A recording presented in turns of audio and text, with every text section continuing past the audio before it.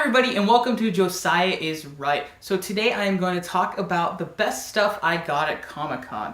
So I have a few things that are awesome that I want to go over that I got this year at Comic-Con. So we're going to start with the very first freebie I got. So I didn't get a lot of free stuff simply because we weren't there very long because I was sick. But I did get two cool things off the bat. So this year, if you watch my video on the Comic-Con badges, they sent it with a little Comic-Con pin. So pins are apparently their thing now.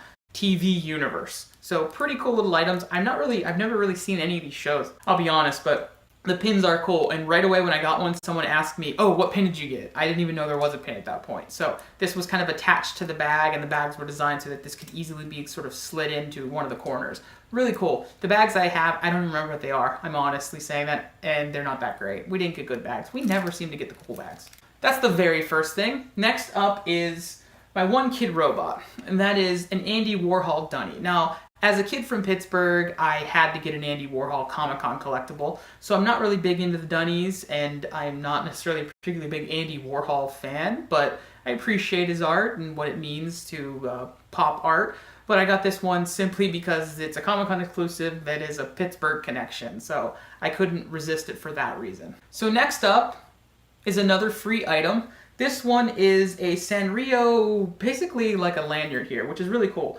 So it is Carriar, oh gosh, I can't even say this guy's name. So that's the company name, oh my gosh. Agresatusco is his name, and he goes from this meek little guy here to this very angry little man.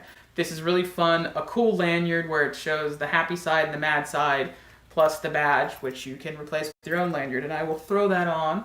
So the last truly free thing I got this year is thanks to my buddy Paul. Now Paul, he went through all the hoops, and Paul, you see, he and I did some awesome videos together before Comic-Con previewing things, and maybe we'll do a recap of his experiences because he was there the entire time, and I was only there one day, and I was sick that day. But Paul went through everything, and including going to the Game of Thrones panel. So because of that, he was able to get me a bag of goodies from the Game of Thrones panel. So it is a GOT bag because you got your bag. You get it? You got it? Good. I don't necessarily care for that joke, but I didn't realize it was a joke until I said it. So anyway, it's from the people at Box Lunch, who are a store now that's got a lot of geeky stuff. So in the bag, first up is the Game of Thrones everything's got now, but with the right eye of the White Walker there. Next up is a little sort of booklet from Box Lunch. Again, this is made by Box Lunch. So the bag is like sponsored by Box Lunch, and it has like ads and coupons for stuff you can get at Box Lunch. I didn't realize it had coupons though, because there's one actually now not too far from me. Then there is a Game of Thrones water bottle with, again, same logo on everything, got White Walker. A Rise of Swords card game preview thing. A Game of Thrones exclusive sort of little chart guide here, which you can get. There's plushes of the dragons, which those are kind of cool. I have plushes of the wolves. I'm more of a Stark than I am a Targaryen.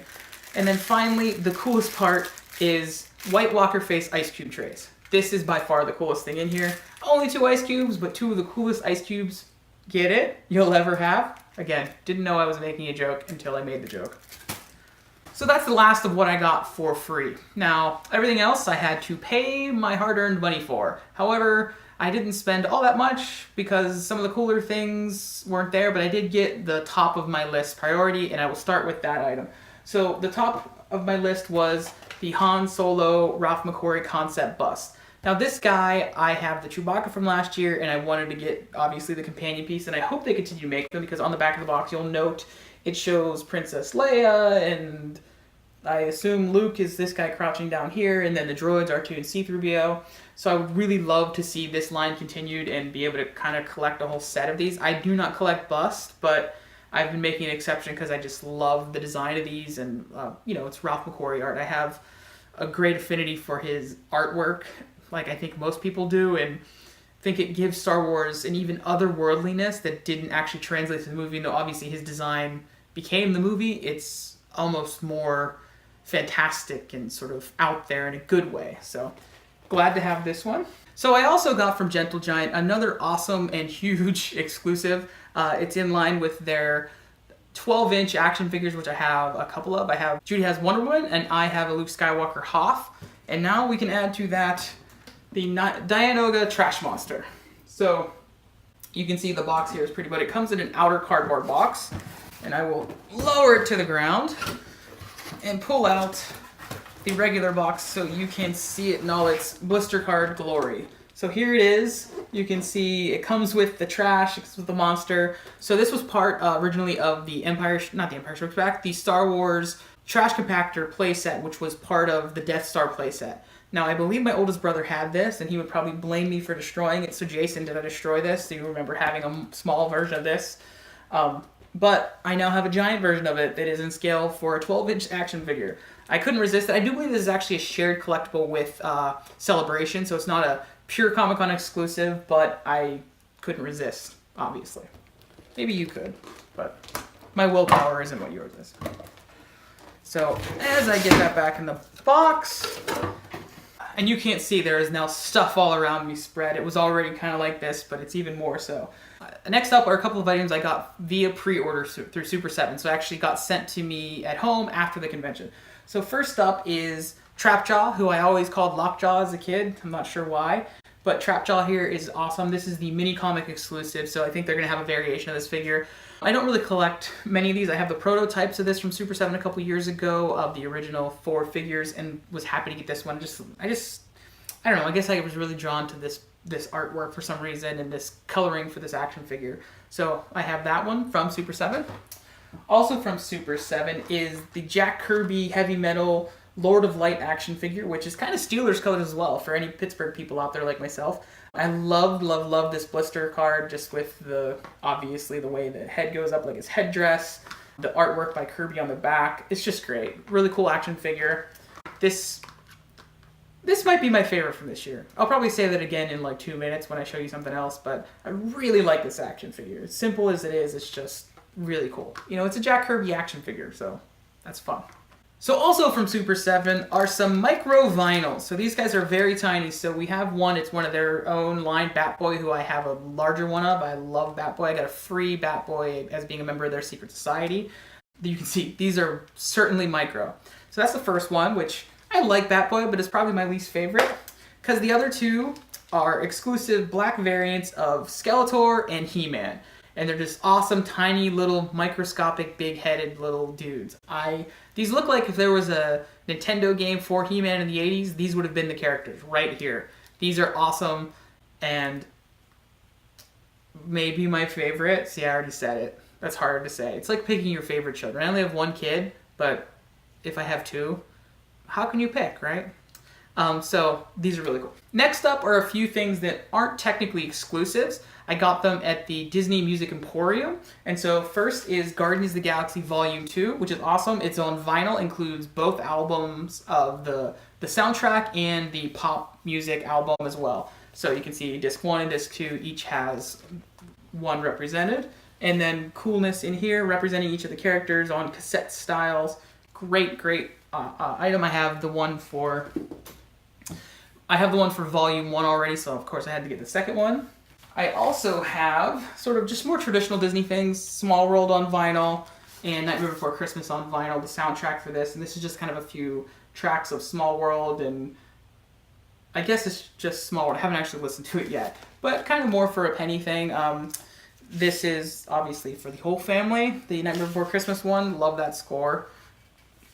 And the last thing I got at Disney Music Emporium is the Luke Cage Mondo vinyl. Now, this sold out on Mondo online. I wasn't able to get it there.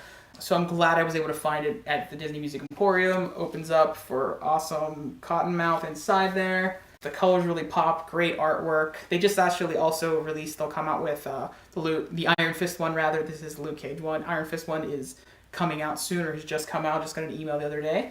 And with that, since I bought that did give me an exclusive in a sense, which is this awesome Defenders poster. So it is all of the Defenders in cool artwork, which was exclusive if you bought one of those vinyls I showed you at Comic-Con. They also had the Daredevil soundtrack, I believe, which I already have, so I didn't buy that one. But this is the actual exclusive. The other records I showed you, not exclusive. But because I bought Marvel stuff from Disney, I got this. So continuing with the vinyl records, I got a few things from Fox. Now, there was one I really wanted to get, which I couldn't, was the Deadpool vinyl. That's sad that I couldn't get it, but unfortunately, I couldn't get it. I had a friend try the next day, so had I been able to go back healthy on Saturday, I probably would have been able to get it. But I'm happy with what I got. They're all from Fox. First up are two that obviously go together. Rise of the Planet of the Apes and Dawn of the Planet of the Apes. So on vinyl, the score for each of these movies, really cool. I haven't listened to them yet. I don't really remember much of Rise's score. I have more for Dawn. It's kind of like, you know, more of the combat movie anyway, so I'll probably enjoy that one more musically. And they also come with Blu-rays, but I'll show you how they come in a second. Because next up is Logan, the soundtrack on vinyl, which is my favorite of the vinyls. I'll admit, this isn't my overall favorite, so. But this is really cool, and as with the other ones, it comes with the soundtrack on vinyl, which you can see right here. Soundtrack on vinyl. Great soundtrack. Very dark, but weirdly hopeful. But also, inside this circular disc thing, right, which shows the hotel from the film, there's a little slot in the corner, if I can find it, which contains the movie on Blu-ray. So the movie is also included on Blu-ray, and there's a special features disc, all the stuff. It's the regular Blu-ray pack. It comes with the Logan Noir version. So I was really excited to be able to get the vinyl soundtrack with the movie all in one. I think this is the wave of the future for people like me who like physical media and collect vinyl records. So there you go. So the last item I have from Comic-Con is certainly the most elaborate, and again is thanks to Paul because he endured Hasbro to get this for me. Now it is an awesome set that is kind of a dream or a fantasy from childhood come true. It is quite large. The Revolution set from IDW, because they're doing a crossover of all these things. So inside here, opening it up, you see Micronauts, you see Rom the Space Knight, you see G.I. Joe, you see Mask, you see Visionaries, you see Action Man. All of these characters, the only one that I don't recall knowing as a kid was Action Man. But this is an awesome, awesome set because it brings all these together. And Transformers, of course, Transformers. It brings all these together on the same scale. So they're all 3 3/4 action figures. It's really crazy to see a Mask action figure that's the same size as a G.I. Joe action figure, but it is awesome. And a Rom the Space Knight that's the same size. Super cool. Glad to have this. So those are my exclusives from Comic-Con. How was your Comic-Con? What did you collect? Now, be sure to like, subscribe, and comment. Share what you got, what you wish you got if you didn't go, what you'd like to get in the future. Be sure to like, subscribe, and comment. Thank you so much for watching. I always appreciate it. Thank you for hanging out. Thank you for your time. And of course, remember, Josiah is right about friends who go to Hasbro and get you a Comic-Con collectible you want because you aren't willing to do it. So thank you, Paul. Bye, guys.